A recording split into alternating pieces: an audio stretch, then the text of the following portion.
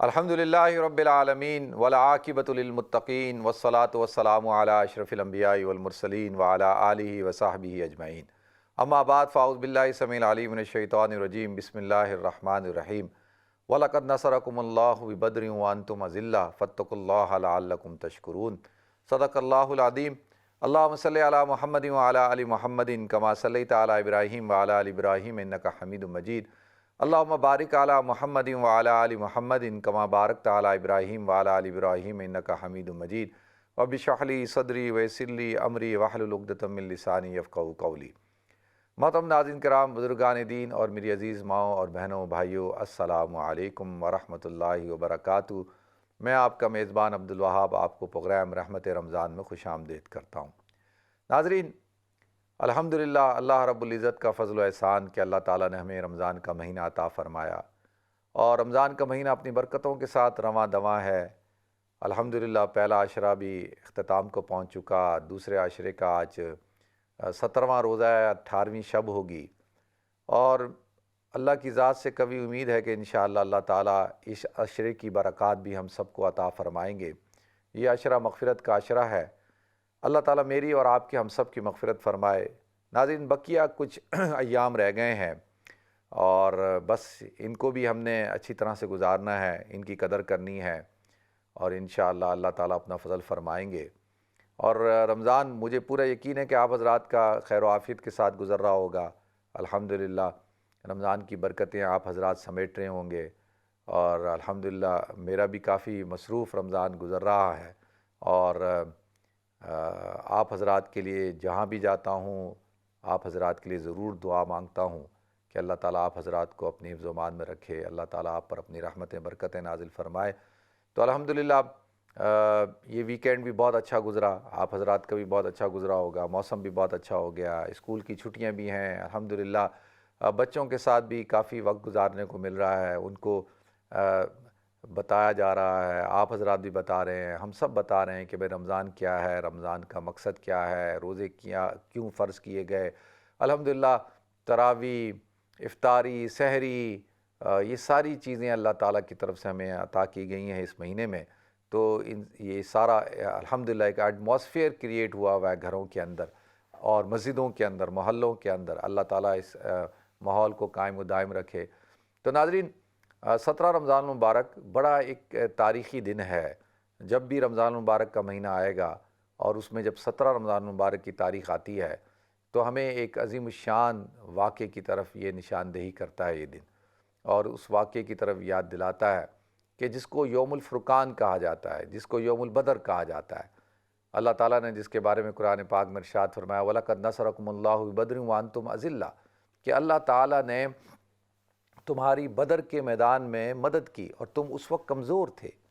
اور دیکھیں، یہ یوم بدر یا یوم الفرقان، فرقان کہتے ہیں عربی زبان میں جو فرق کر دے حق اور باطل کے درمیان، تو یوم بدر کو یوم الفرقان اس لیے کہا جاتا ہے کہ اس نے بھی جو ہے وہ باطل اور حق کے درمیان تفریق کر دی، ایک بہت بڑی دیوار کھڑی کر دی، لکیر کھینچ دی کہ یہ حق والے ہیں، یہ باطل والے ہیں، اور اللہ تعالیٰ نے کس طریقے سے اہل حق کو کامیاب کیا۔ تو لہذا ناظرین، 17 رمضان المبارک یوم بدر کے حوالے سے گفتگو ہوگی، اور ہمیشہ ہوتی ہے ہر سال، جب سے الحمدللہ ٹی وی کا پروگرام شروع کیا، الحمدللہ آج جو ہے وہ 16-17 سال ہو گئے ٹی وی پہ شو کرتے ہوئے، اور رمضان المبارک ہمیشہ میرا آپ حضرات کے ساتھ ہی گزرا ہے۔ تو اور ہمیشہ ہر سال 17 رمضان المبارک کو ہم اصحاب بدر کو خراج تحسین پیش کرتے ہیں، غزوہ بدر کے حوالے سے گفتگو کرتے ہیں۔ تو ناظرین، غزوہ بدر سن 2 ہجری اور جمعے کا دن تھا، اور حضور اکرم صلی اللہ علیہ وسلم مدینہ منورہ ابھی آئے تھے، آپ سیٹل ہی ہوئے تھے۔ سیٹل ہونے کی ابھی مطلب تیاری تھی، اس وقت مسلمان تو بہت کمزور تھے۔ قرآن کہتا ہے نا وَاذْكُرُوا إِذْ أَنْتُمْ قَلِيلٌ مُسْتَضْعَفُونَ فِي الْأَرْضِ، کہ تم اس وقت کو یاد کرو کہ جب تم لوگ بہت تھوڑے تھے، مستضعفون فی الارض، کہ تم زمین پر بہت ضعیف تھے، اور تمہیں اس وقت یہ خوف تھا کہ لوگ تمہیں اچک لیں گے۔ تو ابھی مسلمان سیٹل ہی ہوئے تھے، مکہ سے آئے، مدینہ منورہ میں حضور اکرم صلی اللہ علیہ وسلم نے مواخات قائم کیا انصار اور مہاجر صحابہ کے درمیان، اور جو قبائل تھے یہود قبائل، ان کے ساتھ میثاق مدینہ آپ نے کی، اور یہ ابھی شروع کی صورتحال ہے۔ تو لہذا ناظرین، یہ جو حضرات ہیں مکہ کے لوگ، اب ان لوگوں کو تشویش لاحق ہو گئی کہ بھئی پہلے تو مسلمان مکہ کے اندر تھے تو ان کے ظلم و ستم کا شکار ہو رہے تھے، اور پھر وہاں سے جب وہ نکلے ہیں تو اب یہاں سے دعوت تبلیغ کا کام بھی شروع ہو گیا۔ تو یہ جو مکہ کے لوگ ہیں، انہوں نے پلان کیا کہ کسی طریقے سے مسلمانوں کو اب ختم کر دیا جائے، اور ایک بار حملہ کرتے ہیں اور مسلمانوں کو نیست و نابود کر دیتے ہیں، یا ان کا نام و نشان صفحہ ہستی سے مٹا دیتے ہیں۔ تو لہذا ناظرین، اسی تیاری کے اندر ابو سفیان جو اس وقت مکہ کے سردار تھے اور مسلمان نہیں ہوئے تھے، انہوں نے ایک کاروان تشکیل دیا، تجارتی کاروان، اور اس کے اندر لوگوں نے اپنی جمع پونجی انویسٹ کی، اور اسی طریقے سے عورتوں نے اپنا زیور تک دے دیا۔ اور پلان کیا تھا؟ پلان یہ تھا کہ یہ قافلہ جائے گا شام، اور یہ سارا مال تجارت لے کر جائے گا، وہاں پر فروخت کرے گا، اور پھر وہاں سے مال تجارت لائے گا، یہاں فروخت کرے گا، اس کے نفع سے طاقت حاصل کی جائے گی، مالی طور پر ساز و سامان خریدا جائے گا اور اسلحہ خریدا جائے گا، اور مسلمانوں پر حملہ کر کے مسلمانوں کو ختم کر دیا جائے گا۔ تو لہذا ناظرین، حضور اکرم صلی اللہ علیہ وسلم کو بھی یہ خبریں مل رہی تھی، تو لہذا نبی کریم صلی اللہ علیہ وسلم وقتاً فوقتاً چھوٹے چھوٹے سے سریے بھیجتے تھے، لشکر بھیجتے تھے، جو جا کر خبر گیری کرتے تھے کہ بھئی کیا ہو رہا ہے، کیا معاملات چل رہے ہیں۔ تو لہذا اسی طرح سے اللہ کے رسول صلی اللہ علیہ وسلم نے ایک سریہ بھیجا، ایک لشکر بھیجا، اور اس لشکر کی مٹ بھیڑ ہو گئی کفار مکہ کے ساتھ، اور ان میں ایک شخص تھا عمر بن حضرمی، وہ مارا گیا، اور 2 شخص گرفتار ہو گئے۔ تو مسلمان ان کو جب لے کے آئے مدینہ، تو حضور اکرم صلی اللہ علیہ وسلم نے ناراضگی کا اظہار کیا۔ آپ نے کہا کہ میں نے تمہیں کوئی لڑنے کے لیے تو نہیں بھیجا تھا، میں تو تمہیں خبر گیری کے لیے بھیجا کہ بھئی دیکھو کیا صورتحال ہے۔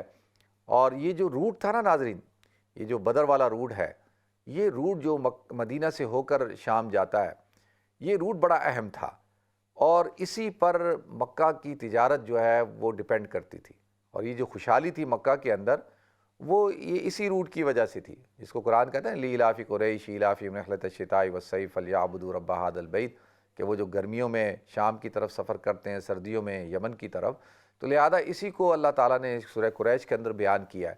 جب حضرت سعد بن معاذ رضی اللہ تعالیٰ عنہ مکہ گئے، اور وہاں پر جب آپ اسلام لا چکے تھے، تو آپ کے اوپر جب قریش نے تشدد کیا اور آپ پر ظلم و ستم کیے، تو انہوں نے کہا ٹھیک ہے، تم مجھے اگر قتل کرتے ہو تو کر دو، اور پھر یہ بات ذہن میں رکھنا کہ میں پھر تمہارا جو روٹ ہے، تجارتی روٹ، میرا جو قبیلہ ہے اور وہ ہمارے علاقے سے ہو کر گزرتا ہے، تو ہم پھر اس کی ناکہ بندی کر دیں گے، اور وہ تمہارے لیے ممنوع قرار دے دیں گے، تم پھر وہاں سے گزر نہیں سکو گے۔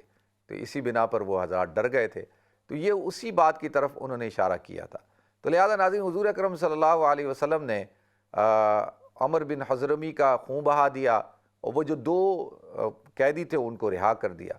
تو لہذا اب حضور اکرم صلی اللہ علیہ وسلم کو جب اطلاع مل رہی تھی کہ ابو سفیان ایک لشکر لے کر آ رہا ہے، کاروان لے کر آ رہا ہے، قافلہ، تجارتی قافلہ، اور اس کے اندر جو ہے بہت ساز و سامان ہے، اور وہ سارا ساز و سامان استعمال ہوگا کس کے خلاف؟ مسلمانوں کے خلاف۔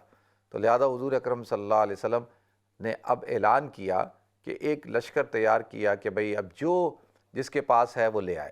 اچھا، میں اولین طور پر بتا رہا ہوں کہ پہلے مرحلے کے اندر کوئی حضور اکرم صلی اللہ علیہ وسلم کا کوئی ارادہ جنگ کا تو نہیں تھا، اور کوئی حملہ کرنے کا بھی نہیں تھا، اور وہ تو صرف تھا کہ بھئی اس قافلے کو روکا جائے، اور تاکہ کل کو یہ نہ ہو کہ اس قافلے اور اس سامان تجارت سے، سامان حرب سے مسلمانوں کو نقصان پہنچایا جائے۔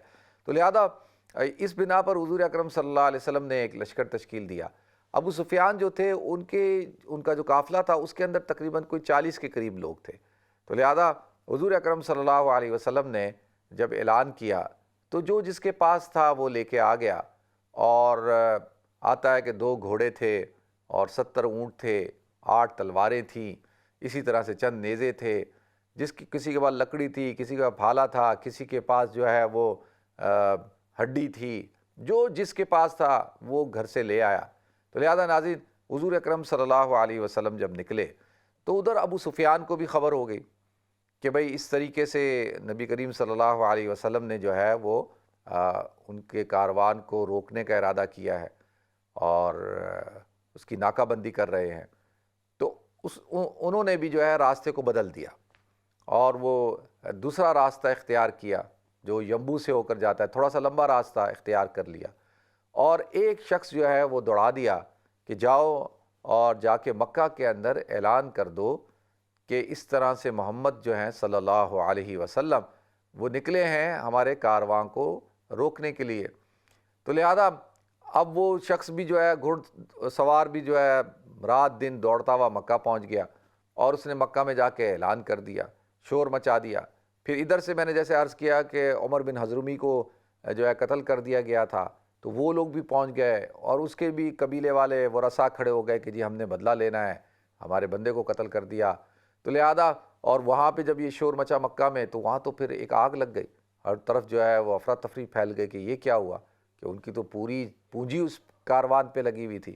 تو لہذا ابو جہل وغیرہ نے جو ہے وہ ایک لشکر تیار کیا، اور 1000 کا لشکر تیار ہو گیا ناظرین، اور وہ لشکر لے کے وہ نکلے۔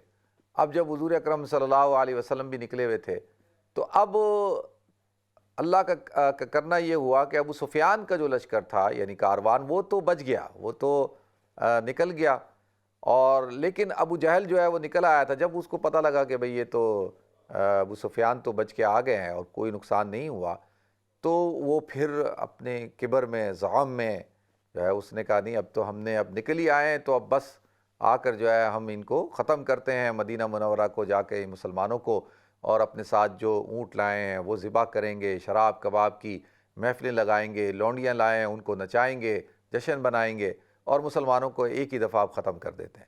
اتنا بڑا لشکر تیار ہو چکا ہے۔ تو لہذا ناظرین، حضور اکرم صلی اللہ علیہ وسلم کو جب اطلاع ملی کہ بھئی یہ تو ایسا ہو گیا، تو اب حضور اکرم صلی اللہ علیہ وسلم نے صحابہ سے مشورہ کیا کہ بھئی آپ حضرات کی کیا رائے ہے کہ اب ہمیں کیا کرنا چاہیے۔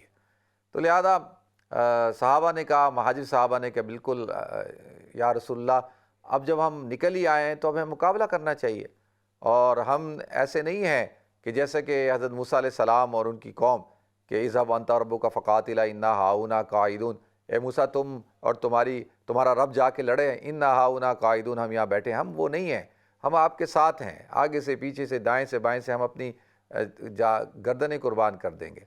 تو پھر حضور نے پوچھا، حضرت مقداد بن اسود کھڑے ہوئے، انہوں نے بھی کہا یا رسول اللہ ہم آپ کے ساتھ ہیں، آپ نکلیں اللہ کا نام لے کے۔ بس اب جب نکل آئے ہیں تو مقابلہ کرنا ہے، کیونکہ دیکھیں اس وقت میں کوئی اتنا ساز و سامان نہیں تھا، کوئی ایسی تیاری نہیں تھی۔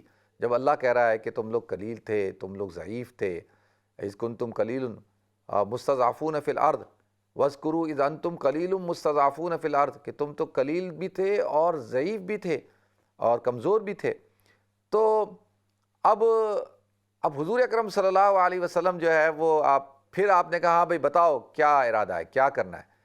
تو جو انصار صحابہ ہیں، دیکھیں جو حضور اکرم صلی اللہ علیہ وسلم سے جو انصار صحابہ نے بیعت کی تھی، اور آپ جب مدینہ منورہ ہجرت کر کے آئے تھے، تو اس میں یہ تھی کہ بھئی ہم مدینہ منورہ میں آپ کی حفاظت کریں گے، اور آپ کو اپنی جانوں سے بڑھ کر جو ہے آپ کی جان کی حفاظت کریں گے، اور کوئی حملہ آور ہوگا تو ہم آپ کا دفاع کریں گے، ہم اس سے لڑیں گے۔ یہ طے نہیں تھا کہ بھئی مدینہ سے نکل کر جو ہے وہ ہم کوئی ایسا اقدام اٹھائیں گے یا مدینہ سے باہر نکل کر جو ہے وہ جنگ ہوگی، کیونکہ یہ تو طے نہیں تھا۔ اب حضور اکرم صلی اللہ علیہ وسلم کیونکہ انصار سے بھی سننا چاہتے تھے، تو لہذا انصار صاحب نے کہا یا رسول اللہ لگتا ہے آپ ہم سے کچھ سننا چاہتے ہیں۔ حضور نے فرمایا کہ ہاں بتاؤ تمہارا کیا ارادہ ہے۔ انہوں نے کہا یا رسول اللہ ہم آپ کے ساتھ ہیں، ہم نے جو معاہدہ کیا ہے ہم اس پر قائم ہیں، چاہے وہ مدینہ میں ہو مدینہ سے باہر ہو، ہم آپ کے ساتھ ہیں، ہم اپنی جانیں قربان کر دیں گے آپ کے اوپر۔ تو لہذا ناظرین، حضور اکرم صلی اللہ علیہ وسلم کی چہرے پہ بشاشت آ گئی، خوشی کے اثرات ظاہر ہو گئے، اور اب حضور اکرم صلی اللہ علیہ وسلم نے پڑاؤ ڈالا۔ اور ناظرین، اور حضور اکرم صلی اللہ علیہ وسلم نے جا کر ایک ایک جگہ کی نشاندہی کی کہ دیکھو اس جگہ ابو جہل مارا جائے گا، اس جگہ عتبہ، اس جگہ شیبہ، اس جگہ ولید۔ تو لہذا دیکھیں یہ، اور بالکل ویسے ہی ہوا کہ جیسا کہ حضور اکرم صلی اللہ علیہ وسلم نے مینشن کیا تھا جب جنگ بدر ہوئی ہے، تو جو جو جگہ آپ نے جس کفار کے بارے میں نشاندہی کی تھی کہ یہاں پہ یہ مارا جائے گا، اسی جگہ پہ وہ مارے گئے۔ تو لہذا ناظرین، اب ابو جہل کا لشکر بھی آ گیا، کفار کا لشکر بھی آ گیا، 1000 کا لشکر، کہاں 1000 اور کہاں جو ہے وہ 313۔ اب دیکھیں اللہ تعالیٰ نے کس طریقے سے جو ہے ان کی مدد کی۔ وَلَقَدْ نَصْرَكُمُ اللَّهُ بِبَدْرٍ وَأَنْتُمْ أَذِلَّةٌ فَاتَّقُوا اللَّهَ لَعَلَّكُمْ تَشْكُرُونَ إِذْ تَقُولُ لِلْمُؤْمِنِينَ أَلَن يَكْفِيَكُمْ أَن يُمِدَّكُمْ رَبُّكُمْ بِثَلَاثَةِ آلَافٍ مِّنَ الْمَلَائِكَةِ مُنزَلِينَ بَلَىٰ إِن تَصْبِرُوا وَتَتَّقُوا وَيَأْتُوكُم مِّن فَوْرِهِمْ هَٰذَا يُمْدِدْكُمْ رَبُّكُم بِخَمْسَةِ آلَافٍ مِّنَ الْمَلَائِكَةِ مُصَوِّمِينَ۔ پہلے اللہ تعالیٰ نے 3000 فرشتوں کو، یعنی ایک کافر کے مقابلے میں اللہ نے 3 فرشتوں کو بھیجا، اور پھر اللہ تعالیٰ نے اور آگے ارشاد فرمایا، پھر مدد کے لیے اللہ تعالیٰ نے جو ہے 5000 فرشتوں کی جماعت کو نازل فرمایا۔ تو لہذا ناظرین، فرشتے مسلمانوں کی مدد کو اترے، اور جنگ بدر حضور اکرم صلی اللہ علیہ وسلم نے دعا مانگی۔ دیکھیں ناظرین، وہ جو دعا ہے حضور اکرم صلی اللہ علیہ وسلم کی، اور جو جذبات کے ساتھ اور فرتے جیسے کہتے ہیں نا کہ ایک انسان کے اندر ایک جذبہ ہو اور جوش کے ساتھ اور تڑپ کے ساتھ، یعنی ایسے دعا مانگ رہے تھے اللہ کے رسول صلی اللہ علیہ وسلم کہ آپ کی جسم سے آپ کی چادر مبارک اتر گئی، اور کہا کہ یا اللہ، یہ آج چند تیرے نام لیوا مٹھی بھر مسلمان جو ہیں، یہ تیرے نام لیوا اگر مٹ گئے تو قیامت تک تیرا نام لینے والا کوئی نہیں۔ یہ بڑے ایسے الفاظ ہیں کہ جس کے اندر بڑا مکالمہ ہوا ہے اللہ تعالیٰ سے، اور بڑی شدت کے ساتھ حضور اکرم صلی اللہ علیہ وسلم نے دعا مانگی۔ تو لہذا ناظرین، اس سے علماء 2 باتیں کہتے ہیں۔ علماء کہتے ہیں اس سے ہمیں مثال کیا ملتی ہے، ہمیں درس کیا ملتا ہے، کہ ایک تو یہ ہے کہ جو کچھ آپ کے پاس ہے، جو اسباب ہیں آپ کے پاس، وہ سارے اسباب آپ اختیار کریں۔ پہلے اسباب کو اختیار کریں، جیسے حضور اکرم صلی اللہ علیہ وسلم نے کیا کہ جس کے پاس جو کچھ تھا، جو 2 گھوڑے، 70 اونٹ اور 8-10 تلواریں، اسی طرح سے جو ہے 10-12 نیزے، اور اسی طرح ڈنڈے، پھالے، اور جو ہے جو ہڈیاں، جو کچھ بھی تھا، کہا کہ سب لے آؤ پہلے۔ تو اصول کیا ہے کہ جو آپ کے پاس اسباب موجود ہیں ان سب اسباب کو پہلے جمع کرو، اور پھر اس کے بعد اللہ پہ بھروسہ کرو، اللہ پہ توکل کرو، پھر دعا مانگو، اسباب اختیار کر کے دعا مانگو۔ حضور اکرم صلی اللہ علیہ وسلم نے یہ مثال دی۔ تو لہذا ناظرین، جب میدان بدر کا جو ہے وہ قائم ہوا، تو وہاں سے ولید، عتبہ اور جو ہے شیبہ وہ نکلے، اور انہوں نے کہا کہ کون ہے ہمارا مقابلہ کرے گا؟ تو یہاں سے کچھ انصار نکلے، تو کہا نہیں، ہمیں تم سے نہیں لڑنا، تم سے ہماری کوئی لڑائی نہیں ہے۔ اور کہا کہ حضور اکرم صلی اللہ علیہ وسلم کو کہا کہ ہماری قوم کے لوگوں کو بھیجو اور ان سے ہماری لڑائی، یہ کیا زمینداری کرنے والے لوگوں کو ہمارے سامنے لا رہے ہیں، یہ ہماری شان کے مطابق نہیں ہے، ہمارے پلے کے نہیں ہیں۔ تو لہذا ناظرین، حضرت حمزہ، سیدنا حضرت حمزہ رضی اللہ تعالیٰ عنہ، حضرت علی رضی اللہ تعالیٰ عنہ، اور حضرت عبید، یہ جو ہیں یہ 3 صحابہ، اور یہ تینوں حضور اکرم صلی اللہ علیہ وسلم کے، دیکھیں حضرت حمزہ تو چچا ہیں، اور حضرت علی جو ہے وہ چچا زاد بھائی ہیں، اور حضرت عبید بھی چچا زاد بھائی ہیں۔ تو لہذا ان تینوں کو جو اپنے گھر کے اہل بیت تھے، گھر والے تھے، ان کو مقابلے میں بھیجا۔ تو لہذا حضرت علی کے مقابلے میں تو ولید تھا، اور حضرت حمزہ کے مقابلے میں عتبہ، اور حضرت عبید کے مقابلے میں جو ہے وہ شیبہ۔ تو لہذا حضرت حمزہ تو سپہ سالار تھے، بڑے جانباز اور جنگجو قسم کی شخصیت تھے۔ آپ حضرات کو پتہ ہے کہ جب حضرت حمزہ احد میں جب شہید ہوئے ہیں، تو اللہ تعالیٰ، جب حضور اکرم صلی اللہ علیہ وسلم کو خبر ملی تو حضور صلی اللہ علیہ وسلم بہت غمگین تھے، بہت رو رہے تھے۔ تو اللہ تعالیٰ نے کہا کہ حمزہ جو ہے اسد اللہ و اسد رسولی، اللہ تعالیٰ نے اپنے عرش پر لکھا ہے کہ حمزہ اللہ اور اس کے رسول کا شیر ہے۔ تو لہذا جو اللہ اور اس کا رسول کا، انہوں نے تو ایک ہی وار کے اندر جو ہے نا اس کا سر قلم کر دیا عتبہ کا، اور پھر جو ہے حضرت علی نے جو ہے ولید کا کام تمام کر دیا. لیکن حضرت عبید جو تھے، شیبہ نے جو ہے وہ ان پر حملہ کیا، جس سے ان کی ٹانگ جو ہے وہ کٹ گئی اور یہ زخمی ہو گئے، اور قریب تھا کہ وہ ان کو شہید کر دیتا. لیکن حضرت حمزہ رضی اللہ تعالیٰ عنہ آگے بڑھے اور انہوں نے آ کے حضرت حمزہ اور حضرت علی نے جو ہے وہ شیبہ کو بھی ختم کر دیا. پھر جنگ شروع ہو گئی. ناظرین، آپ حضرات کے علم میں ہے کہ 70 کفار مارے گئے اور 70 جو ہے وہ گرفتار ہوئے، اور مسلمانوں میں سے 14 جو ہے مسلمان شہید ہوئے. 8 جو تھے وہ انصاری صحابہ تھے، اور 6 جو تھے وہ مہاجر صحابہ کرام تھے. تو یہ 14 صحابہ کرام جو ہے وہ شہید ہوئے. اور یہ یوم الفرقان جو اس کو کہا جاتا ہے نا، وہ ایسے نہیں ناظرین، اس سے کیا ہو، اس کو ایک طرح سے آپ سمجھیں کہ یہ فتح مبین ہے، اور یہ حضور اکرم صلی اللہ علیہ وسلم جو دین لے کر آئے، اس دین کے غلبے کا یہ پہلا جو ہے وہ منظر تھا. دیکھیں مکہ کے اندر تو یہاں تک کہ آپ کو اجازت نہیں تھی کہ آپ اپنا ڈیفنس بھی کریں، یعنی سم ٹائم آپ اپنی بچاؤ کے لیے بھی ہاتھ اٹھاتے ہیں نا. مثال کے طور پر کسی نے آپ پہ حملہ کیا تو آپ جو ہے وہ ڈیفینسو موو لیتے ہیں، آپ اپنے بچاؤ کے لیے حملہ کرتے ہیں. مکہ میں تو یہ بھی اجازت نہیں تھی. اگر کوئی تشدد کر رہا ہے، کوئی حملہ کر رہا ہے، برداشت کرو، اور جو ہے وہ بالکل کسی قسم کی کوئی جو ہے وہ آپ نے دفاع نہیں کرنا، اقدام نہیں کرنا، کوئی جوابی کارروائی نہیں کرنی. تو مکہ کے اندر تو یہ صورتحال تھی.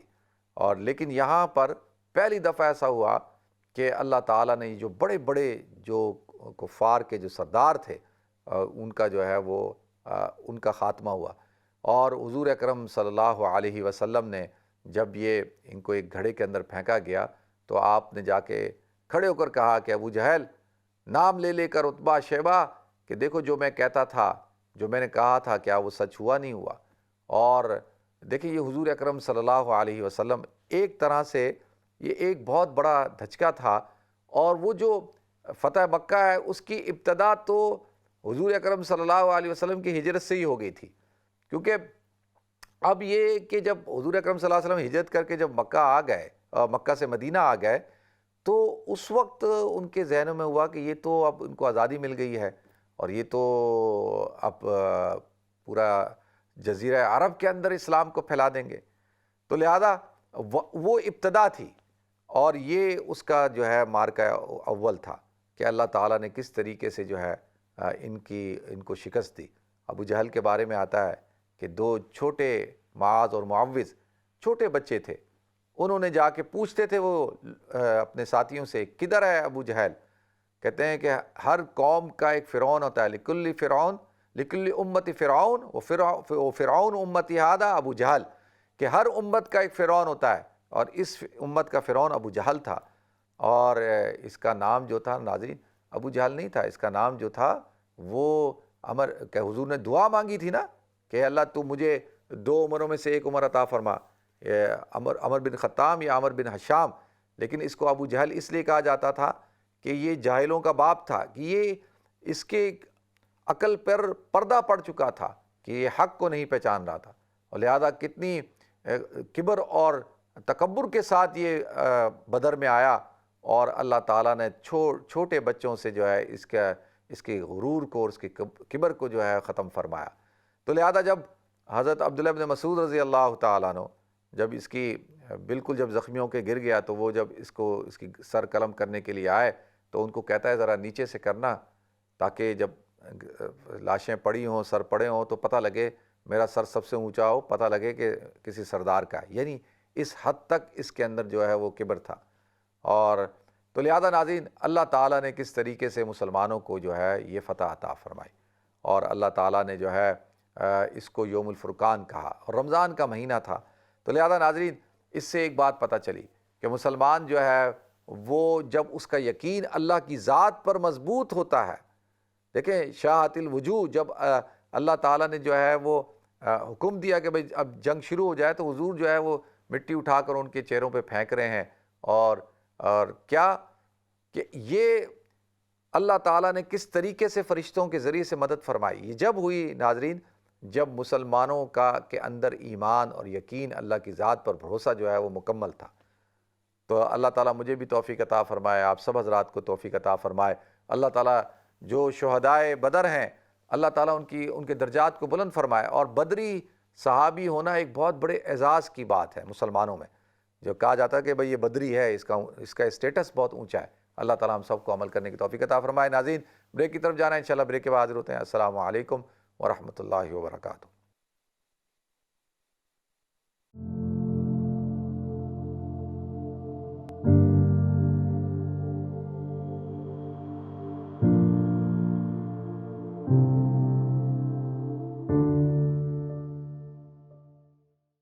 السلام علیکم ورحمۃ اللہ وبرکاتہ۔ ناظرین، آپ کو ایک دفعہ پھر پروگرام رحمت رمضان میں خوش آمدید کرتا ہوں، اور اللہ تعالیٰ سے دعا ہے کہ اللہ تعالیٰ ہم سب کو رمضان کی برکت عطا فرمائے۔ اور آج 17 رمضان مبارک ہے اور یوم بدر ہے، اور لہذا ناظرین یوم بدر کے حوالے سے گفتگو ہو رہی ہے، اور بریک سے پہلے بھی اسی موضوع پہ میں نے گفتگو کی۔ دیکھیں، حضور اکرم صلی اللہ علیہ وسلم کا اسوہ وہ لوگ جو آپ کے خون کے پیاسے ہیں، جو آپ کو ختم کرنے کے لیے آئے ہیں، قتل کرنے کے لیے آئے ہیں، 1000 کا لشکر لے کر آئے، لیکن اللہ کے رسول صلی اللہ علیہ وسلم نے کیا کیا؟ آپ نے جو بدر کے جو اسیر تھے، قیدی تھے، ان کو، کفار کو آپ نے کچھ کو خون بہا لے کر چھوڑ دیا کہ بھئی وہ جزیہ دے دیں، یا جو تاوان دے سکتے تھے ان کو، اور جن کے پاس کچھ دینے کو نہیں تھا، جن کے پاس کچھ ہنر تھا، ان سے کہا کہ بھئی تم ان کو لکھنا پڑھنا ہنر سکھا دو۔ تو لہذا حضور اکرم صلی اللہ علیہ وسلم نے، حالانکہ اس وقت کا جو دستور تھا نا، دستور کے مطابق جب کوئی قیدی ہو جاتا تھا جنگ کے اندر، تو اس کے پاس صرف 2 ہی آپشن ہوتے تھے۔ اگر تو وہ کوئی صحت مند ہے، جوان ہے، تو اس کو غلام بنا لیا جاتا تھا، اور اگر کوئی خاتون ہے، عورت ہے، تو اس کو باندی بنا لیا جاتا تھا، اور اگر کوئی جو کسی کام کا نہیں ہے، کمزور ہے یا بوڑھا ہے یا کسی اور کا، تو اس کو وہ قتل کر دیا جاتا تھا۔ باقی کوئی اور آپشن نہیں تھا۔ یعنی یہ جو اللہ کے رسول صلی اللہ علیہ وسلم نے تاوان لے کر چھوڑ دیا، معاف کر دیا، تو یہ جیسے میں نے عرض کیا نا کہ فتح مبین جس کو قرآن کہتا ہے انا فتحنا لک فتحا مبینا، جو فتح مکہ، وہ انتہا ہے، لیکن ابتدا وہ غزوہ بدر ہے۔ یہیں سے اللہ کے رسول صلی اللہ علیہ وسلم کی معافی کا جو ایک اسوہ تھا وہ شروع ہو چکا تھا۔ آپ نے فتح مکہ کے دن تو سب کو معاف کیا نا، لا تثریب علیکم اليوم کہہ کے کہ انتم الطلقاء، کہ جاؤ تم سب وہ معاف ہو، الیوم یوم المرحمہ، آج کا دن وہ رحم کا دن ہے، معاف کرنے کا دن ہے۔ اللہ کے رسول صلی اللہ علیہ وسلم نے کسی سے کوئی بدلہ نہیں لیا۔ تو وہ غزوہ جو فتح مکہ ہے، اس کے حوالے سے دیکھیں وہ انتہا ہے، ابتدا یہاں سے ہے، بدر سے۔ اللہ کے رسول صلی اللہ علیہ وسلم نے وہ بدر کے اندر ہی یہ سلسلہ شروع فرما دیا۔ حالانکہ ابھی کوئی کفار کی کوئی طاقت ختم نہیں ہوئی تھی کہ بھئی کوئی ان کی طاقت ختم ہو گئی، یا وہ ان کو صفحہ ہستی سے مٹا دیے گئے، ایسا نہیں تھا کہ 70 کیا تعداد ہوتی ہے شہداء جو ان کے ہلاک ہوئے تھے، تو ان کی تو 70 تو کوئی تعداد نہیں ہے، اور 70 ہی قید ہوئے تھے، لیکن وہ تو 1000 آئے تھے۔ 1000 میں سے آپ وہ 140 نکال دیں تو پھر بھی وہ تقریباً وہ 860 850 لوگ بچتے ہیں، اور یہ تو وہ جنگجو ہیں، اور پھر مکہ کے اندر تو اور بھی بہت سے لوگ تھے۔ تو اللہ کے رسول صلی اللہ علیہ وسلم نے اس وقت کے اندر اس حسن سلوک کو اختیار کیا۔ ناظرین، کیا وجہ ہے؟ مکہ کے اندر بھی کیوں کہا کہ کوئی تم پر تشدد کرے، ظلم کرے، زیادتی کرے، لیکن تم نے صبر کا مظاہرہ کرنا ہے اور برداشت کرنا ہے؟ دیکھیں، اسلام کا جو مزاج ہے نا، وہ ہے دعوتی مزاج۔ حضور اکرم صلی اللہ علیہ وسلم اللہ کا دین لے کے آئے تھے۔ وہ کوئی سیاسی نظام یا اپنی کوئی حکومت قائم کرنے کے لیے نہیں آئے تھے۔ یہ تھوڑا سا لوگوں کے ذہنوں میں جو تھوڑا کنفیوژن ہے نا، اس کو ذرا کلیئر کرنے کی ضرورت ہے کہ دیکھیں، کوئی سیاسی نظام، کوئی حکومت، کوئی ایسی بادشاہت قائم کرنے کے لیے تو نہیں آئے تھے۔ آپ تو اللہ کا دین لے کے آئے تھے، اور اللہ کا پیغام، اللہ کی وحدانیت کا، حضور اپنی رسالت کا، آخرت کا، جو اسلام کا جو ابدی جو فلاحی نظام ہے وہ لے کے آئے تھے نا. اچھا اس کے لیے دیکھیں جب تک مثال کے طور پہ ایک آدمی آپ پہ حملہ کرتا ہے, آپ پہ ظلم کرتا ہے, آپ جو ہے وہ طاقت ہونے کے باوجود اس کو برداشت کرتے ہیں, آپ اس کو جواب نہیں دیتے, آپ اس پر اٹیک نہیں کرتے, تو وہ ایک وقت تک ہی آپ پہ تشدد کرے گا نا. پھر سوچے گا بھئی یار یہ بندہ تو مجھ پہ کوئی جوابی وار ہی نہیں کر رہا, یہ تو کچھ ریئیکٹ ہی نہیں کر رہا, تو مسئلہ کیا ہے اس کا. تو اب اس کے اندر رحم دلی کا جذبہ پیدا ہوگا, ہو سکتا ہے کہ وہ ایک دم سوچنے کا جذبہ پیدا ہوگا کہ بھئی یہ کیا وجہ ہے, کیوں ایسا کر رہا ہے, اور پھر جو ہے وہ آپ کی بات کو وہ سنے گا, اور جب وہ آپ کی بات کو سنے گا تو پھر وہ آپ کی بات کو قبول کرے گا, جیسے غزوہ بدر میں ہوا. پھر آپ دیکھیں کہ احد میں پھر حالات کس قسم کے تھے, پھر آگے چلتے چلتے تو اسی طرح سے دیکھیں ایک وقت آیا کہ اللہ تعالیٰ نے پورے سرزمین عرب میں اسلام کا بول بالا کر دیا. تو وہ کس وجہ سے ہوا, وہ آپ کی حکمت عملی کی وجہ سے ہوا. اگر آپ کسی کے اوپر کسی کو گالی دیتے ہیں, کوئی آپ کو گالی دیتا ہے, آپ جواب میں 2 گالیاں دے دیتے ہیں, تو وہ آپ کی بات نہیں سنے گا بلکہ اور زیادہ آپ کو گالیاں دے گا. اگر کسی نے آپ کو ایک تھپڑ مارا, آپ بھی اس کے اوپر چڑھ دوڑے, تو وہ پھر آپ کی بات نہیں سنے گا. میں عرض کر رہا ہوں دعوتی میدان کے اندر, کیونکہ اسلام کا جو پیغام تھا وہ دعوتی پیغام تھا, تو یہ تو اسی وقت تک پھیل سکتا ہے نا جب تک کہ آپ صبر سے کام لیں, آپ جو ہے برداشت سے کام لیں. اللہ تعالیٰ ہم سب کو عمل کرنے کی توفیق عطا فرمائے. تو دیکھتے ہیں ہمارے ساتھ کالر کون ہے. السلام علیکم. وعلیکم السلام. جی جی مفتی صاحب میں نے آپ سے ایک سوال کرنا تھا. جی جی. کیا ہم بہن اپنے بھائی کے روزے نہ رکھنے پر فدیہ دے سکتی ہے؟ یعنی کیوں, وہ بھائی کیا مطلب مطلب اس کی اتنی انکم نہیں ہے اس کی. اچھا چلیں ٹھیک ہے. اور کوئی سوال ہے آپ کا؟ اور دوسرا یہ کہ اور حج ہم کرانا چاہوں کسی کو تو اپنے والدین کے صدقہ جاریہ کے طور پہ تو ان کو اجر ملے گا عمرہ کرانے کے لیے؟ اگر میں کسی کو عمرہ کراؤں تو عمرہ کروائیں تو اچھا ٹھیک ہے, میں جی بتاتا ہوں. جی ٹھیک ہے. جی جی بہت ٹھیک ہے, شکریہ. بہت شکریہ آپ کی کال. نیکسٹ کال لیتے ہیں. السلام علیکم. وعلیکم السلام ورحمۃ اللہ وبرکاتہ. مفتی صاحب کیسے ہیں زبیری صاحب؟ الحمدللہ الحمدللہ. تو تھوڑی دیر میں ملاقات ہوگی تو آپ دیکھ لیں گے. الحمدللہ الحمدللہ. ابو جہل کے متعلق ایک میں نے اسٹوری پڑھی تھی کہ جب اس کو قتل کیا جا رہا تھا تو اس نے کہا جی کہ میری گردن جو ہے بہت نیچے سے کٹنا, تاکہ لوگ یہ کہیں کہ قریش کا سردار ہے, اس کی گردن جو ہے اوپر سے کٹی ہے.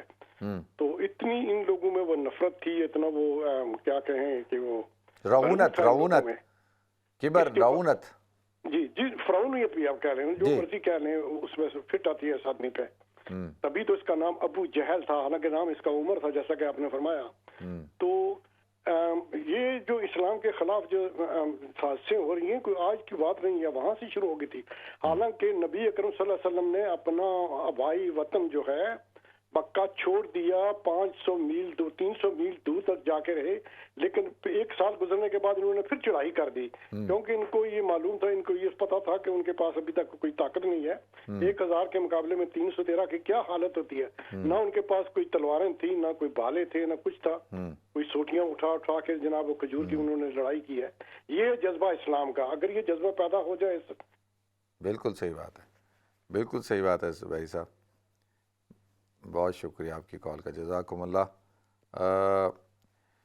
اچھا دیکھیں, پہلے میری بہن نے سوال پوچھا ہے کہ جی ان کے بھائی جو ہے وہ بیماری کی وجہ سے روزہ نہیں رکھ پا رہے, تو کیا یہ ان کی طرف سے فدیہ دے سکتی ہیں؟ اچھا دیکھیں, اگر تو وہ غریب ہیں, افورڈ نہیں کر سکتے, تو جو غریب ہے تو اس کے اوپر تو فدیہ نہیں ہے, وہ تو بھائی اللہ تعالیٰ سے معافی طلب کر لے, اللہ معاف کرے گا. کیونکہ فدیہ اب ایک غریب آدمی ہے, اس کے اوپر تو اگر وہ بیمار ہو جاتا ہے یا بوڑھا ہو جاتا ہے یا اس کو ایسی کوئی بیماری ہو جاتی ہے کہ اب وہ روزے نہیں رکھ سکتا, لیکن اب وہ فدیہ بھی نہیں دے سکتا نا, اب فدیہ دینے کے بھی اس کے پاس پیسے نہیں ہیں, وہ تو غریب ہے بیچارہ, خود وہ لوگوں سے لینے والا ہے, تو اس کے اوپر تو پھر یہ حکم نہیں ہے. ہاں اگر کوئی بہن اپنی طور پہ کرنا چاہتی ہے وہ کر سکتی ہے, اس کے اوپر کوئی فرض واجب نہیں ہے, ضروری نہیں ہے کہ بھئی اس کو اپنے بھائی کی طرف سے فدیہ دینا ہی ہوگا. اگر وہ کرنا چاہتی ہے کر سکتی ہے, کیونکہ یہ تو خیر کا کام ہے نا, یہ تو بھئی بھلائی کا کام ہے, تو اس میں تو کوئی اسلام روکے گا نہیں آپ کو.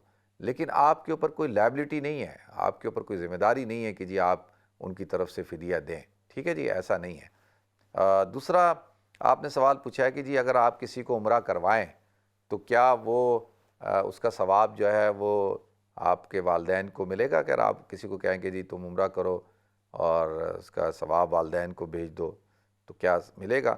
اچھا دیکھیں، بالکل اگر عمرہ جو ہے وہ اگر نفلی عبادت ہے، اگر آپ کسی کو کہتی ہیں کہ بھائی میں آپ کو یہ عمرہ کرواتی ہوں، جو خرچہ ہوتا ہے عمرے کا آپ اس کو دیتے ہیں اور اس کو کہتے ہیں کہ بھئی تم جاؤ اور عمرہ جو ہے میرے والدین کی طرف سے کر لینا، ان کے نام لے کر لینا اور اس کا ثواب ان کو بھیج دینا، تو بالکل آپ ایسا کر سکتے ہیں، ٹھیک ہے جی، اور اس میں کوئی حرج نہیں ہے، بالکل آپ کروا سکتی ہیں اور بالکل آپ کے والدین کو اس کا ثواب ضرور جو ہے وہ ملے گا۔ دوسرا، زبیری صاحب جو ہے انشاءاللہ آج رات کو ہماری اپیل میں بھی آئیں گے اور الحمدللہ اب ان کی صحت اچھی ہے اور اللہ تعالیٰ ان کو اور صحت کے ساتھ نوازے۔ تو بالکل زبیری صاحب آپ نے بالکل صحیح بات کی کہ اصل میں جو مسلمانوں کا ایک اللہ سے ایک تعلق ہوتا ہے، قرآن کہتا ہے وَأَنْتُمُ الْأَعْلَوْنَ إِن كُنتُم مُؤْمِنِينَ، کہ تم ہی بلند رہو گے، بالا رہو گے اور طاقتور رہو گے، غالب رہو گے، بشرطے کہ تم کیا ہو، مومن ہو۔ اب اصل چیز کیا ہے؟ وہ ہے ایمان۔ لہذا ناظرین ہمارے ساتھ مسئلہ کیا ہے؟ ہم لوگ جو ہے وہ ہمارا ایمان بہت کمزور ہے، ہمارا ایمان بہت ضعیف ہے، اللہ کی ذات پہ ہمارا ایمان نہیں ہے، اور اللہ کی ذات پر ہم اللہ کو تو مانتے ہیں، اللہ کی نہیں مانتے۔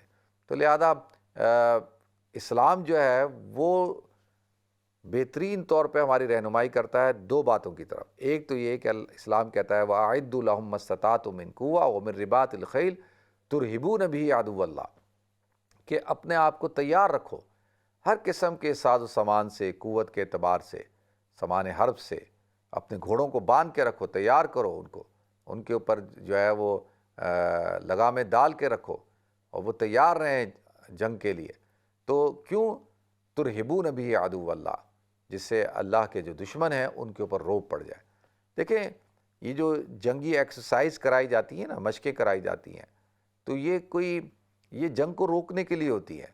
جب آپ اپنے آپ کو ساز و سامان کے اعتبار سے تیار کرتے ہیں، آلت حرب جو ہے وہ سامان حرب، اسلحہ، ویپنز، یہ سب چیزیں آپ کے پاس ہوتی ہیں، تو اس سے جو آپ کا دشمن ہوتا ہے وہ آپ پر حملہ نہیں کرتا، وہ پھر آپ سے خوف زدہ ہوتا ہے۔ تو مسلمان جو ہے وہ اس کا کام بھی یہی ہے۔ الحمدللہ آپ دیکھیں نا، پاکستان ہے، پاکستان کے پاس نیوکلیر پاور ہے پاکستان، تو اگر پاکستان نیوکلیر پاور نہیں ہوتا تو کب کا پاکستان کے اوپر تو کب سے نظریں جما کے بیٹھی ہیں جو باطل قوتیں ہیں۔ تو طاقت کو اختیار کرنا پہلی چیز، اسباب کو اختیار کرنا، تو یہ بہت ضروری ہے، اور اس کے بعد پھر اس اسلحے پر، اس طاقت پر، ان ویپنز پہ یقین نہیں ہونا چاہیے۔ قوت پھر کیا کہ اللہ کی ذات پر بھروسہ ہونا چاہیے کہ مدد کرنے والی ذات کس کی ہے؟ اللہ کی ہے، اور حالات کو پلٹنے والی ذات کس کی ہے؟ اللہ کی ہے۔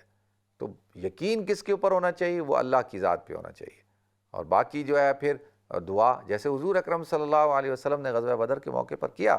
تو لہذا ناظرین اللہ تعالیٰ ہم سب کو عمل کرنے کی توفیق عطا فرمائے۔ رمضان المبارک کا مہینہ اپنی برکتوں کے ساتھ رواں دواں ہے۔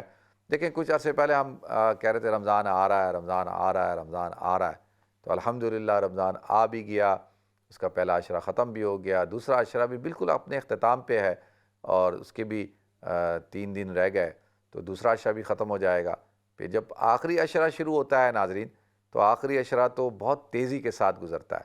تو الحمدللہ آج جو ہے وہ ہماری امہ چیریٹی انٹرنیشنل کی اپیل بھی ہے رمضان کی دوسری، اور کل پھر میری روانگی ہے رات کو عمرے کے لیے۔ انشاءاللہ کل پروگرام کروں گا، میں شام کو یہ والا پروگرام کروں گا، گھر سے کروں گا، اور پھر وہیں سے سیدھا ایئرپورٹ چلا جاؤں گا۔ تو اور پھر اس کے ساتھ الحمدللہ حرمین شریفین کا سفر ہے، اور جس دن ہماری پھر آخری اپیل ہے اس دن انشاءاللہ میں دوپہر کو ہی واپس آؤں گا، ہو سکتا ہے ڈائریکٹ ہی ادھر اسٹوڈیو میں ہی آ جاؤں۔ تو یہ دیکھیں یہ جو سیزن ہے نا، رمضان کا جو مہینہ ہے، یہ عبادات کا سیزن ہے، یہ اللہ تعالیٰ سے مغفرت کرانے کا سیزن ہے، یہ اپنی تربیت کرانے کا سیزن ہے، یہ اپنی سیلف ڈسپلن پیدا کرنے کا سیزن ہے۔ دیکھیں حضور نے فرمایا کہ جس کو من ادرکا شہر رمضان، کہ جس کو رمضان کا مہینہ ملا اور فلم یغفر لہ، اور وہ اس مہینے نے اس کی مغفرت نہیں کروائی، تو اس سے بڑا کوئی محروم نہیں۔ یعنی یہ شخص محروم ہے جس کو رمضان کا مہینہ مل رہا ہے اور وہ روزے رکھ کر، قیام اللیل کو پڑھ کر، عبادات کو، ذکر اذکار، تلاوت قرآن کو کر کر اور استغفار کر کے اپنے گناہوں کی مغفرت نہیں کرواتا، تو اس سے بڑا کوئی محروم نہیں۔ اسی لیے کہا جاتا ہے کہ وہ دعا مانگنی چاہیے، اللہم لا تجعل احدا منا شقیا ولا محروما، اے اللہ تو ہم میں سے کسی کو شقی اور محروم نہ فرما۔ تو عام طور پہ ناظرین کیا ہوتا ہے کہ پہلے عشرے میں بڑا جوش اور جذبہ ہوتا ہے، پھر آہستہ آہستہ جوش جذبہ کم ہونا شروع ہو جاتا ہے، پھر جب دوسرا عشرہ شروع ہوتا ہے تو بالکل بندہ ٹھنڈا ہو جاتا ہے، اور پھر یہ جو دن ہوتے ہیں ان دنوں میں بالکل سست ہو رہا ہوتا ہے بندہ، تو پھر جیسے ہی آخری عشرہ شروع ہوتا ہے پھر دوبارہ سے جوش جذبہ آ جاتا ہے۔ تو لہذا کوشش کرنی چاہیے کہ بھئی اپنے آپ کو مینٹین رکھیں، اپنی عبادات کو، اور اتنی عبادت کریں کہ جتنی آپ روز کر سکتے ہیں، بیلنس کر کے چلیں، جوش اور جذبے سے کام نہ لیں، اور ایسا نہ ہو کہ بھئی کچھ دن بالکل غائب اور پھر بالکل جو ہے وہ مسجد میں بھی نظر نہ آئے، ایسا نہ ہو۔ ٹھیک ہے جی، دیکھتے ہیں ہمارا سا کالر کون ہے۔ السلام علیکم۔ وعلیکم السلام ورحمۃ اللہ وبرکاتہ۔ مفتی صاحب کیسے ہیں آپ؟ الحمدللہ میں ٹھیک ہوں، اللہ کا کرم، شکر اللہ۔ جی میں نے آپ سے سوال 2-3 پوچھنے تھے کہ اپنی عبادت کا ثواب ہم جب زندوں کو پہنچانا چاہتے ہیں تو وہ کیسے پہنچاتے، کیسے نیت کرنی چاہیے؟ جیسے ماں باپ بوڑھے ہو جاتے ہیں تو وہ اتنی عبادت نہیں کر سکتے، تو ہم اگر کرتے ہیں تو ان کو کیسے پہنچائیں کہ اس کا ثواب ان کو پہنچائیں، کیسے نیت کریں؟ اور یہ میں نے ایک پوچھنا تھا کہ فیس بک پہ آپ کا آتا ہے تو اس پہ سوال کریں تو جواب دیتے ہیں آپ؟ اور یہ میں نے اور یہ پوچھنا تھا کہ اگر کوئی بہن بھائی ماں باپ سے بہت برا سلوک کرتا ہے تو کیا اس سے تعلقات بندہ ختم کر سکتا ہے، پتہ تو کر سکتا ہے اس کے ساتھ؟ چلیں ٹھیک ہے، میں عرض کرتا ہوں جی، ٹھیک ہے۔ اچھا دیکھیں، سب سے پہلے تو جو ہے وہ آپ نے کہا کہ جب والدین بوڑھے ہو جاتے ہیں اور وہ خود عبادت نہیں کر سکتے تو کیا ہم اپنی نفلی عبادات کا ایصال ثواب ان کو کر سکتے ہیں؟ اچھا بالکل آپ کر سکتے ہیں، ایسا نہیں ہے کہ بھئی آپ نہیں کر سکتے، والدین کے لیے دعا کر سکتے ہیں، ان کو ایصال ثواب بھی کر سکتے ہیں، اور جو مرحوم رشتہ دار ہیں ان کو بھی کر سکتے ہیں، تو نفلی عبادات کا تو بالکل کیا جا سکتا ہے۔ اچھا اور ایک بات دوسرا دیکھیں کہ انسان جو جوانی میں عبادت کرتا تھا نا، جوانی کے اندر اللہ کے دین کی خدمت کرتا تھا اور شریعت پہ چلتا تھا، رمضان کے روزے رکھتا تھا، ساری عبادات کرتا تھا، تو وہ شخص جو ہے جب بوڑھا ہو جاتا ہے تو اللہ تعالیٰ اس کو بڑھاپے میں وہ جو جوانی کی عبادت ہوتی ہے اللہ تعالیٰ اس کا ثواب عطا فرماتے ہیں، کیونکہ اب اس کے اندر تو طاقت نہیں رہی، وہ خود سے نہیں کر سکتا، تو اللہ تعالیٰ اس کو ثواب عطا فرماتے ہیں۔ اور اولاد کا بالکل اولاد کا حق ہے کہ وہ اپنے والدین کی خدمت کریں، اور ان کی ذمہ داری ہے کہ وہ ان کو لک آفٹر کریں اور ان کے لیے ایصال ثواب بھی کریں۔ اب دیکھیں آپ کے والدین بوڑھے ہیں، اب آپ نفلیں پڑھ رہے ہیں، قرآن کی تلاوت پڑھ کے ان کو ثواب بھیج رہے ہیں، بہت اچھی بات ہے، لیکن ان کو آپ کی خدمت کی بھی ضرورت ہے، آپ نے ان کی خدمت بھی کرنی ہے۔ اصل کیا ہے؟ اصل تو اس وقت میں ان کو خدمت کی ضرورت ہے، آپ ان کو لک آفٹر کریں، ان کی خدمت کریں، اور ان کے پاس بیٹھیں اور ان کی ضرورتوں کو پورا کریں، اور ان کی جو ڈاکٹرز کی اپائنٹمنٹ ہیں، ان کی جو میڈیسنز ہیں، اور جو چیزیں ہیں ان کے ڈے ٹو ڈے افیئرز ہیں، اس کو آپ لک آفٹر کریں۔ تو یہ زیادہ ضروری ہے بنسبت اس کے کہ بھئی آپ نفلی عبادات کر کے ان کو ایصال ثواب کر رہے ہیں، ٹھیک ہے جی، کیونکہ اس وقت میں ان کو اس چیز کی ضرورت ہے، ایک بات۔ اور دوسری بات یہ ہے کہ دیکھیں بہت سارے لوگ ہیں جو یہاں رہتے ہیں اور ان کے والدین وہاں رہتے ہیں، والدین بوڑھے ہو جاتے ہیں، بیمار ہو جاتے ہیں، تو وہ کہتے ہیں جی ہم تو وہاں جا نہیں سکتے، ہم تو فزیکلی ان کی خدمت کر نہیں سکتے۔ اچھا دیکھیں یہ تو اب آپ پہ ہے کہ آپ کس طرح سے اپنا شیڈول بناتے ہیں، اپنے ٹائمنگ کو، اپنی چھٹیوں کو، اپنی ہالیڈیز کو، کہ بھئی آپ اپنے والدین کے ساتھ وہاں کچھ وقت گزاریں، پھر والدین کو یہاں لے آئیں، ان کو کچھ وقت یہاں رکھیں، ان کی خدمت کریں۔ اور اگر آپ ایسے پھنسے ہوئے ہیں کہ آپ نہیں جا سکتے تو خدا را پھر آپ ان کی مدد کریں پیسوں کے ذریعے سے، ان کی جو ضرورتیں ہیں ان کو پورا کریں۔ پھر وہ جو لوگ جو ان کو لک آفٹر کر رہے ہیں ان کو آپ کچھ پیسے بھجوائیں، اور کہیں کہ بھئی کوئی نوکر رکھ لیں، کوئی نرس رکھ لیں، کوئی لک آفٹر کرنے والا رکھ لیں۔ تو یہ آپ لوگوں کی ذمہ داری ہے، یہ نہیں کہ جس والدین اگر وہاں پہ کسی بھائی کے پاس ہیں یا کسی بہن کے پاس ہیں تو وہ انہی کی ذمہ داری ہے، نہیں، آپ کی ذمہ داری بھی ہے کہ آپ ان کو جو ہے وہ لک آفٹر کریں، ٹھیک ہے جی۔ نیکسٹ کال لیتے ہیں۔ السلام علیکم۔ وعلیکم السلام مفتی صاحب، میں عبد المعید بول رہا ہوں اٹلانٹا سے۔ جی کیسے ہیں عبد المعید صاحب؟ ٹھیک ٹھاک ہیں؟ اللہ کا کرم ہے، آپ کی دعائیں ہیں۔ آپ نے بتایا کہ آپ کل عمرے پہ جا رہے ہیں، جی جی انشاءاللہ رات کو ذرا ہمیں بھی اپنی دعا میں یاد رکھیے، ہماری بیٹیوں کو بھی یاد رکھیے گا، ضرور ضرور، اسی لیے اور تو اپنی جا رہے ہیں حکومت حضرت، کو بھی اسی لیے تو جا رہے ہیں۔ آپ حضرات کے لیے اپنے لیے دعا کریں، کوئی ریچارج ہو دعا کے کیجیے آئیں۔ گا۔ میرا بھی ارادہ بن رہا ہے انشاءاللہ عید کے بعد کا، دعا اللہ کیجیے گا، اللہ خیر بلائے۔ کرے، اللہ خیر سے لے کے جائے جی آپ کو انشاءاللہ۔ ٹھیک ہے جی، بہت شکریہ آپ کی کال کا، جزاکم اللہ۔ اچھا دوسرا، میری بہن نے سوال پوچھا تھا کہ جی وہ اگر فیس بک پہ کوئی سوال پوچھا جائے تو آپ اس کا جواب دیتے ہیں۔ اچھا دیکھیں، فیس بک پہ تو لاکھوں فالوورز ہیں وہ تو اتنے ہیں کہ وہ میں اگر اس پہ بیٹھ جاؤں نا جواب دینے کے لیے تو میرے لیے ممکن نہیں ہے کہ میں ہر ایک کا جواب دے سکوں، تو اسی لیے میں وہاں پہ معذرت کرتا ہوں کہ بھائی وہ وہاں پہ خدا را مسائل نہ پوچھے جائیں، کیونکہ اتنے اس کے لیے تو بہت ٹائم چاہیے نا، اور وہ بڑا مشکل کام ہے، اور وہ اتنے اس کے لیے بہت وقت چاہیے، اور میرے پاس تو وقت کی بہت قلت ہے، تو الحمدللہ اب تو فالوورز بھی پتہ نہیں کتنے ہو گئے ہیں۔ تو دوسرا ایک چیز جو ہے وہ دوسرا آپ نے سوال پوچھا تھا کہ اگر کوئی بہن بھائی والدین کے ساتھ اچھی طرح سے پیش نہیں آتا، ان کو ڈس رسپیکٹ کرتا ہے، ان کو لک آفٹر نہیں کرتا اور ان کے ساتھ بدتمیزی کرتا ہے، تو کیا دوسرے بہن بھائی اس کے ساتھ قطع تعلق کر سکتے ہیں؟ تو کیا شریعت نے اس کی اجازت دی ہے؟ اچھا دیکھیں، ایک چیز ہوتی ہے اسلام کیا کہتا ہے، وہ ان کا فعل ہے جو اپنے وہ والدین کے ساتھ کر رہے ہیں۔ کہتے ہیں کہ دنیا کے اندر ہر گناہ کا معاملہ اللہ دنیا میں حل نہیں کرتے، وہ اللہ تعالیٰ یہاں معاف بھی کر دیتے ہیں۔ بہت سارے لوگ ہوتے ہیں کتنے گناہ کیے تو لیکن وہ پکڑ میں نہیں آتے، لیکن آخرت میں تو نہیں وہ چھوٹیں گے، آخرت میں تو ضرور پکڑ میں آئیں گے نا، تو اللہ تعالیٰ درگزر کر دیتے ہیں۔ لیکن یہ ایسا گناہ ہے والدین کی نافرمانی، والدین کو ڈس رسپیکٹ کرنا، یہ اتنا بڑا جرم ہے ناظرین کہ یہ اس کا معاملہ آخرت تک نہیں جاتا۔ آخرت میں تو جو ہوگا ہوگا، دنیا میں ہی اس کا معاملہ شروع ہو جاتا ہے۔ اللہ تعالیٰ کی پکڑ میں آ جاتی ہے وہ اولاد جو اپنے والدین کو ڈس رسپیکٹ کرتی ہے، جو ان کے ساتھ جو ہے حسن سلوک کے ساتھ پیش نہیں آتی، تو لہذا یہ بڑی خوف کا مقام ہے۔ دیکھیں وہ جو حدیث ہے نا، حضور اکرم صلی اللہ علیہ وسلم نے جب آپ ممبر پہ تشریف لے جا رہے تھے تو پہلے اس پہ قدم رکھا ممبر کی سیڑھی پہ، تو آپ نے کہا آمین، پھر دوسرے پہ قدم رکھا آپ نے کہا آمین، پھر تیسرے پہ قدم رکھا آپ نے کہا آمین۔ صاحب نے پوچھا یا رسول اللہ، یہ ہم نے کبھی ایسا دیکھا نہیں کہ آپ کس کی دعا پہ آمین کہہ رہے تھے؟ حضور نے فرمایا کہ دیکھو جبریل آئے اور انہوں نے دعا کی کہ اللہ جس کو والدین بڑھاپے کی حالت میں ملیں اور وہ ان کی خدمت کروا کر اپنے اوپر جنت کو واجب نہیں کرتا، یعنی اگر وہ ان کی خدمت نہیں کرتا اور ان کا خیال نہیں رکھتا تو وہ بہت بڑا محروم ہے، وہ جہنمی ہے۔ تو میں نے کہا آمین۔ اور دوسرے پہ کہا کہ جس کو رمضان کا مہینہ ملا اور اس نے اپنی مغفرت نہیں کروائی تو وہ سب سے بڑا محروم ہے، تو میں نے کہا آمین۔ اور تیسرے پہ کہ جس شخص کے سامنے میرا تذکرہ ہو اور وہ مجھ پر درود و سلام نہ پیش کرے، نہ بھیجے، وہ بہت بڑا بدبخت اور محروم ہے، میں نے کہا آمین۔ تو اب دیکھیں کہ یہ والدین کی خدمت کرا کے انسان جو ہے وہ جنت کو اپنے لیے واجب قرار دے سکتا ہے۔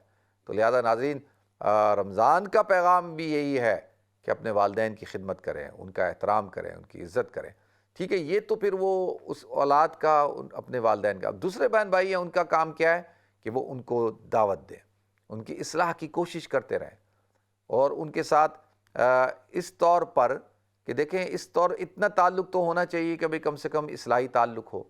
بالکل جو ہے قطع تعلق تو کرنا منع ہے کہ بھئی اگر وہ بیمار ہو جائیں تو آپ ان کی عیادت کرنے کے لیے چلے جائیں، انتقال ہو جائے تو آپ جنازے میں چلے جائیں، کہیں ملیں وہ سلام کریں آپ جواب دے دیں، اگر وہ سلام نہیں کر رہے آپ سلام کر لیں۔ تو لہذا اور یہ حقوق ہیں نا، باقی اسلام جو ہے وہ ان کو تنبیہ کرتے رہنا، ان کی نشاندہی کرنا، ان کو بتانا کہ بھئی تم غلط کام کر رہے ہو، تو یہ بات ٹھیک نہیں ہے، تو یہ بڑی اہم بات ہے۔ تو اس بنا پر جو ہے وہ اتنا تعلق رکھنا ضروری ہے تاکہ اصلاح کا پہلو سامنے رہے۔ تو لہذا ناظرین، اللہ تعالیٰ ہم سب کو عمل کرنے کی توفیق عطا فرمائے۔ تو لہذا ناظرین، آج 17 رمضان مبارک ہے، آنے والی شب 18ویں شب ہے۔ الحمدللہ آج ابھی 7 بجے سے امہ چیریٹی انٹرنیشنل کی لائیو اپیل ہوگی. الحمدللہ آپ حضرات سپورٹ کرتے ہیں. جو حضرات دیکھ رہے ہیں اس پروگرام کو تو میری گزارش یہ ہے کہ وہ اس اپیل میں بھی شریک ہوں اور اللہ تعالیٰ آپ حضرات کو برکت عطا فرمائے. تو انشاءاللہ ملاقات ہوتی ہے 7 بجے. السلام علیکم ورحمۃ اللہ وبرکاتہ.